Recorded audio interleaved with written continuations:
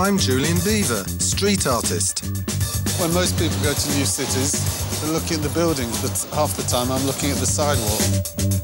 In this series, I'll be transforming pavements in cities around the world with my 3D chalk drawings. Oh my gosh, you can actually see like the wings are raising up. Plus, revealing the secrets of how I do it. Even faster, you can pour on powder and rub it all in. And tracking down the world's most prolific street artists. There's nothing I feel an art teacher could teach me that the streets can't.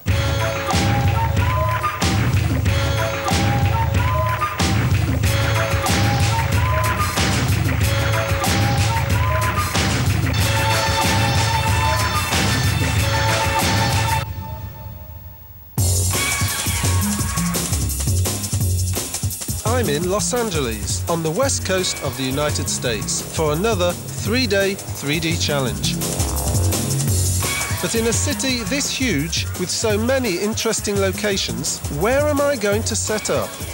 Here on Hollywood Boulevard might have been a good place to do the drawing. I'd certainly have got a crowd. The problem is, though, this surface is just too shiny to hold any chalk. And anyway, there's too many stars in the way. I go to check out an old haunt, the Bohemian district of Venice Beach. This is a mural I can remember from the last time I was in Los Angeles, 18 years ago. It's a kind of modernised, Americanised version of a Botticelli painting with lots of little icons and objects relevant to this area. There's a couple of points I particularly like about it, and one is this mimic of a no parking sign here, complete with shadow. And it's just like the real thing that's standing here next to it. That's the kind of thing I like to do in my pictures, incorporate real things. But again, the boardwalk here is just too busy for me to do my drawing. But I do like the idea of being by the ocean, so I head a bit further south. I'm here at Redondo Beach, which is about 10 or 15 miles from the centre of Los Angeles, and it's a totally different world from all those freeways, parkways. It's calm and quiet and really beautiful. And on the pier, I find the ideal spot. Great big expanses of cement with just the right texture to hold the chalk. And beyond that, there's a fantastic panoramic sea view all around. And the ocean is a perfect backdrop for the drawing I'm planning to do. LA beauty, lying on lilo in pink, heart-shaped LA swimming pool on the patio, surrounded by palms and the Pacific. With the location and subject matter sorted, I can finally start my 3 days of drawing. Now, how big do I want this pool to be? I think that looks about right. I'm going to take a photograph of myself lying in it to see how big a human being is in relation to that. So, I'm the girl, like that. Let's see what that looks like. This line I'm looking at is going to be the inside edge of the pool. The outside will be tiles. So I'm just following that Rope outline. With the rope, I'm going to arrange a second heart. This line really just wants to be exactly parallel with the other one. I'm with the Redondo Beach Art Group. Ooh. What is that, curly kale? Yes, it is. Is it? Want some? That's a good guess, wasn't it? Yeah, it is. Knowing nothing about vegetables. Decorative purposes only.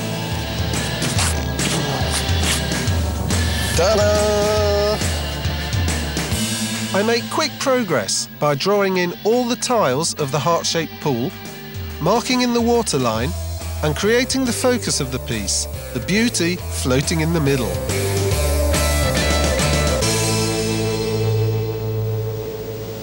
It's getting really quite breezy here today.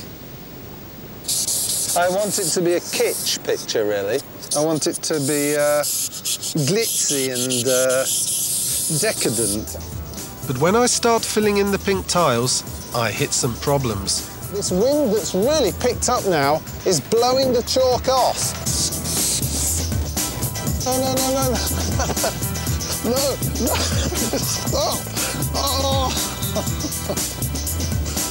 I've lost my polystyrene. I've managed to spot the polystyrene which has made landfall over on Redondo Beach. I think I'm going to go over and get it because I wouldn't want to pollute this lovely area. I'm going to go and get it. But luckily, a passing runner has already spotted it. So the polystyrene has been retrieved.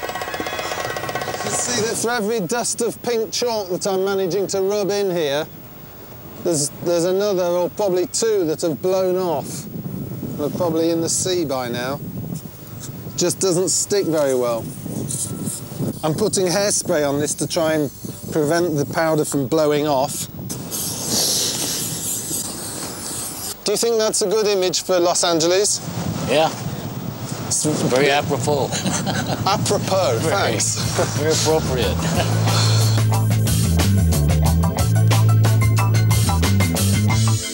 Yeah. This is the mayor of Redondo Beach. Hi. Pleasure to meet you. It's a pleasure for me to meet you. We're just thrilled to have you here. And so you've done some amazing work around the world. Thank you very much. This is Councilmember Chris Cagle. Hi, Chris. District we are in. You do a chalk festival here Yes. in the summer. Right. Is it a competition? Yeah, it's a competition, and they hand out prizes for the best in whatever class you're in.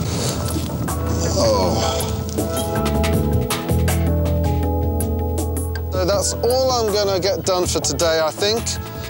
I've started to do some of the vertical blocking in of the dark shades and the light shades, 3/4 of which has blown off. Right, end of day one.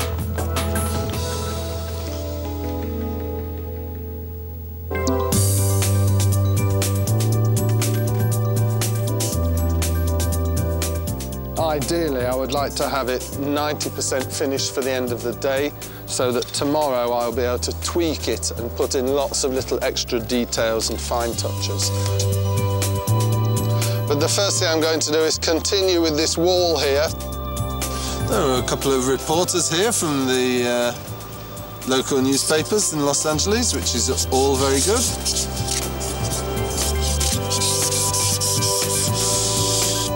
Girl looks like my wife.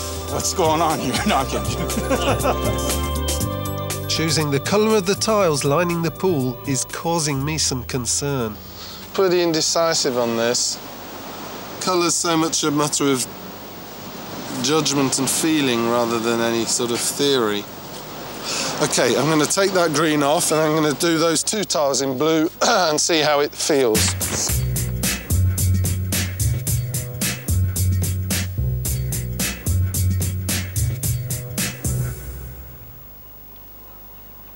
Yes, decision made.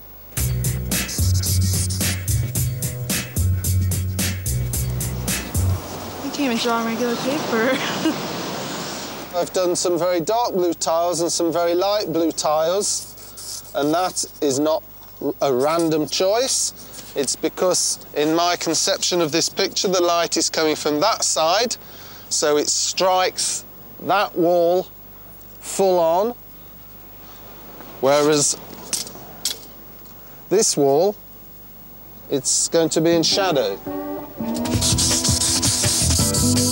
It's so precise, isn't it? It's like a science almost.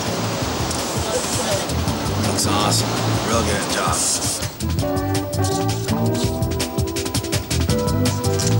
Yes. LA is home to some of the world's most prolific propaganda sticker and poster artists, or wheat pasters. Known as the godfather of urban art, Shepard Fairey started a sticker campaign as a skater punk in the 1980s, which grew into a worldwide phenomenon. His Obey Giant movement, featuring a wrestler's face and Orwellian message, has now grown into a business empire. Wheat pasting is very, very simple. It's, you have to have a poster that you're going to wheat paste. So this could be that poster. Then you have a bucket with wallpaper paste in it. Any hardware store you can go and you can get, you know, people put wallpaper up in their house, a pattern, it's got some flowers. You can use that same material outdoor.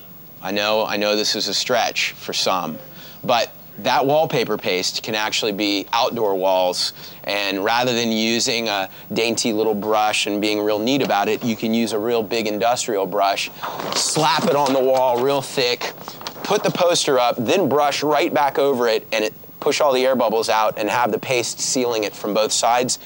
It makes it very, very difficult to remove, which is a plus when you want the work to stay up on the street. One of the things that always made me hesitant about doing traditional graffiti is that I can't paint something really great quickly with the pressure of looking over my shoulder. The cops might be coming. But I can take a piece of art that I'm already happy with and put it up quickly with glue. So that works. Well, the street art scene in LA is different from New York or from some other cities. In that LA is really sprawling, so you have to drive and you have to make work that's large enough to be seen from a car. You know, this is the image that I became well known for, which was an abstracted image of Andre the Giant. When I went to the Rhode Island School of Design, I was working at a skate shop and just made a sticker as a joke of Andre the Giant that was supposed to be just sort of a silly pop culture spoof of wrestling that was just for my clique of friends that hung out at the skate shop. And I put posters in every city that I went to very intensely. Next thing you know, this sort of silly sticker is raising a really big ruckus. People are asking what it is. The newspaper did a little article saying, hey, anyone that knows what the Andre the Giant phenomenon is about, we want to get to the bottom of it. And I started to realize that an image in public has a lot of power. This is like 2% of the overall output. I've put up literally hundreds of thousands of images. You know, LA, me climbing up on that pole really high. Tokyo, leaning over an 11-story drop. Milan. It started to get attention from people, including galleries and companies that were saying, we like what you're doing as a designer. Can you design stuff for us? I said to them, I'm not a designer. I studied illustration in college. I don't even know how to do graphic design. And they said, sorry, too late for that. You're already doing it. The success of Obey Giant means these days, Fairy's work is just as likely to be seen as part of a blue-chip marketing campaign as on a derelict building. We have a lot of different design clients. Right now we're working on Led Zeppelin's Greatest Hits album package. It's kind of a big project. We just did the new Smashing Pumpkins album package. We do a lot of work for Dewar's Scotch. What I love about street art is the empowerment. It gives people that think maybe that because they don't have any money, they're powerless. It gives them the power to put something out there that gives them a voice. Meanwhile, back on Redondo Beach Pier, I'm making headway as well as headlines.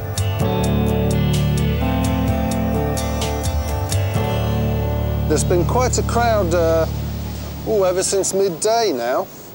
Quite a few journalists too. Julian Beevers has crafted his colorful creations in cities all over Europe, but he says he's received his warmest welcome right here in Southern California. Just putting in some colour into this lilo now. It is really going to stand out.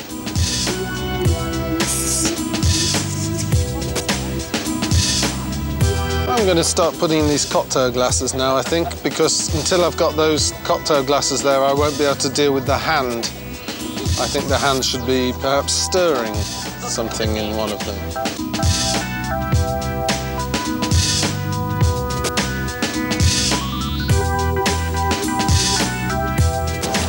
Any special kind of chalk, or just the chalk that we would use? Is that more of a pastel? Yeah, it's more of a pastel. It's not blackboard chalk. It's too poor quality.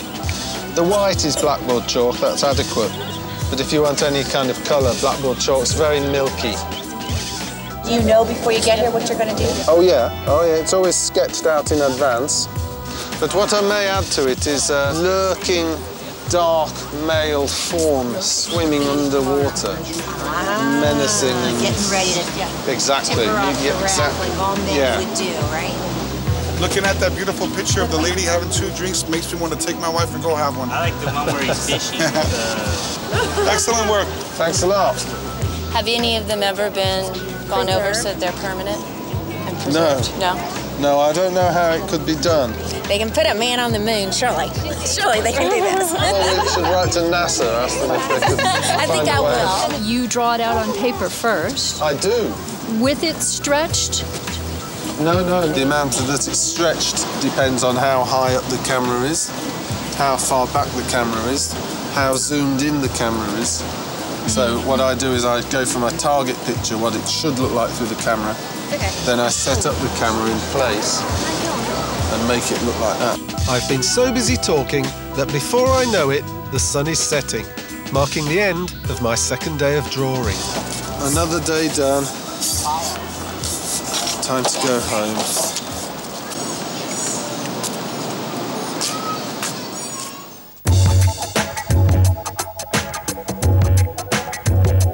Educated on the streets of Los Angeles and often referred to as the Michelangelo of graffiti, Mia Wan is a self-taught street and fine artist. From bombing the streets of LA to wheat pasting to designing clothing ranges and album covers, Mia's work always carries a powerful political message. The street is a great platform because it's public, you know, it's the most immediate way to deal with people. If we can't get on TV, we'll get to you through the streets. When I hit the freeways, I know the next morning 100,000 people are going to drive by it and see it. That's, wow. All my work is basically dialogue. Its purpose is to be read. It's not to be looked at and just felt. Art comes out of us in different ways, onto canvas, onto wall, onto paper, and you know, we use all these different ways to get them out there. Paper works good on walls, you know, so you know, we go around weight paste all over the place. Recently, I've become a great fan of these right here. I can walk down the street with 50 of these and put all of them up and no one even saw me. This is one of my new toys I just picked up at one of our local hardware stores. I've never even tried it yet. It looked very interesting to me. You fill this part with bucket paint, you take that off, you open that up, and you roll. It's a new tagging device.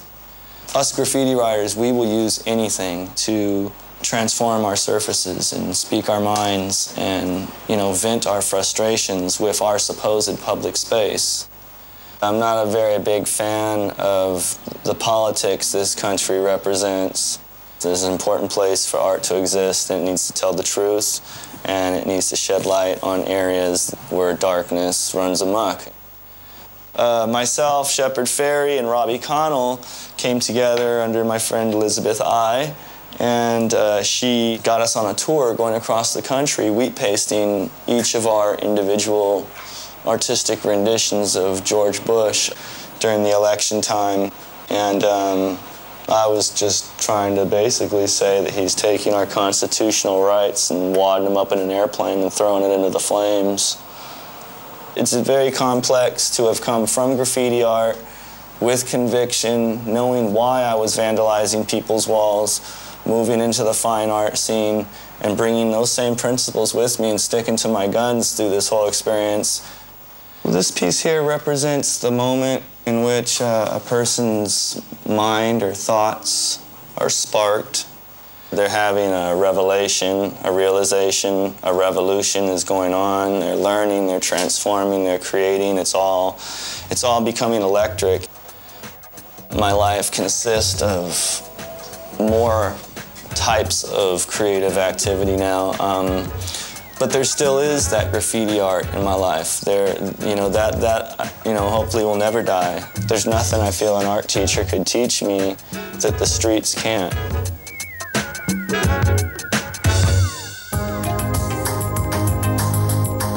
It's the beginning of the third day. It's a lovely sunny day.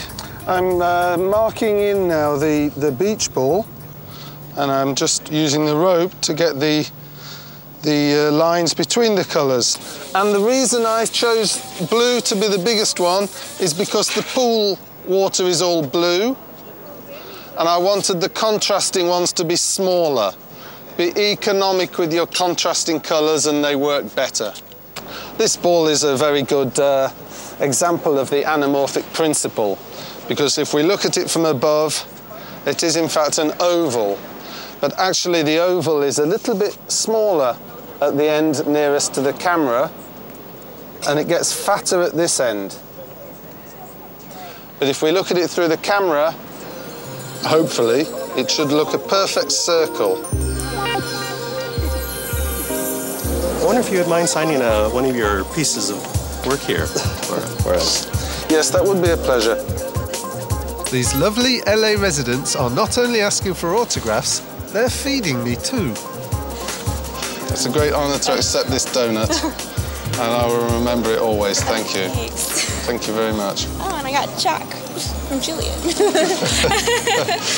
Just looking at your baseball cap, because I'm thinking of putting one on my girl here. Oh! And yours has even got a heart on it. Yeah. Oh, yeah. What a coincidence. Yeah, it is, isn't it? Yeah. You'd be looking up at me from below. Yeah, that baseball cap would be almost front on.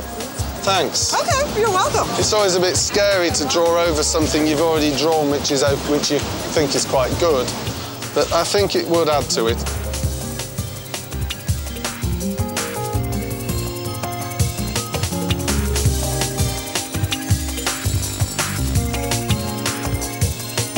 Right, I'm now going to have that donut that that lovely lady gave me. There it is. I hope he likes it. Very nice. Everything a good donut should be. Soft, succulent, chewy, sweet, tasty. Lovely. Do you purposely make her grotesque looking like that? No. We love her. She looks very good. Maybe it's because you see her from the side she looks grotesque. Gorgeous. Maybe Thank it's you. the sunglasses. Maybe it's that. She looks good from here, but from there... Yeah, well, I'm glad to hear that, but I would admit her hand looks grotesque. I really can't get that right. Part of the problem is I don't have a model here. And, you know, when you look at great artists' work from the last century and whatnot, they always had models. Do you want to be the model? Okay. Supporting your head with your hand like that. That's it, that's it. That's what you got to do if you want to help. I think you have to take your top off. Arching over.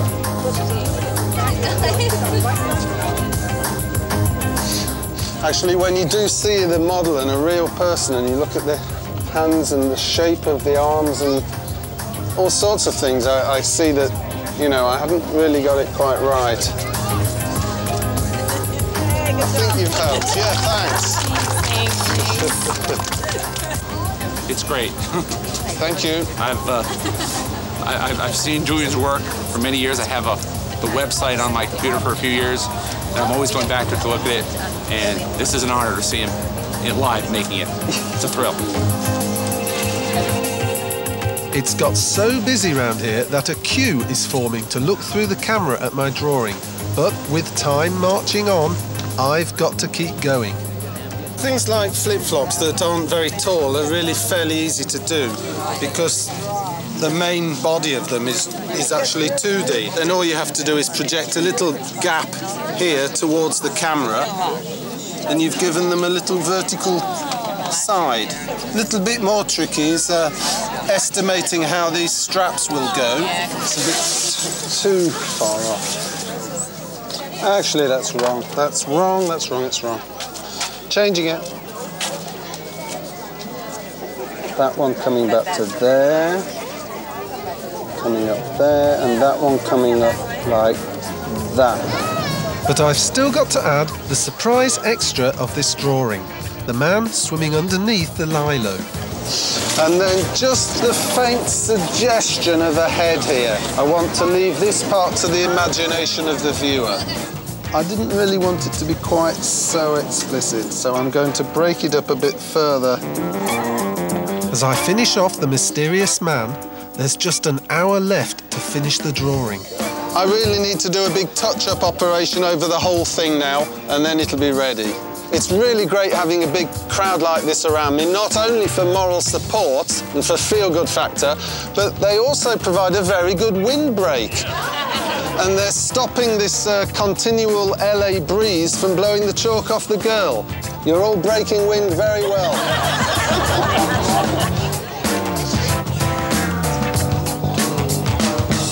The very last thing I'm doing here is actually drawing in some paving stones, funnily enough. The reason for that is that when I do a drawing on a very big blank space where there isn't much detail on the surroundings at all, the picture can look as if it's sort of floating in space. With my false pavement stones in place, I can finally reveal my 3D LA pool to the Redondo Beach crowd. Step this way, please, right now. So for the formal opening of the drawing, 3, 2, 1, do the reveal.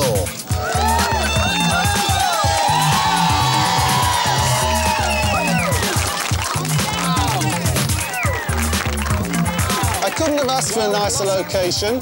Usually I'm in crowded, busy, polluted city centres, but this time I've had a lovely seaside welcome. Redondo Beach! Thank you very much for having us all, and thank you for letting me have the honour to draw a picture on your amazing pier. Thank you very much.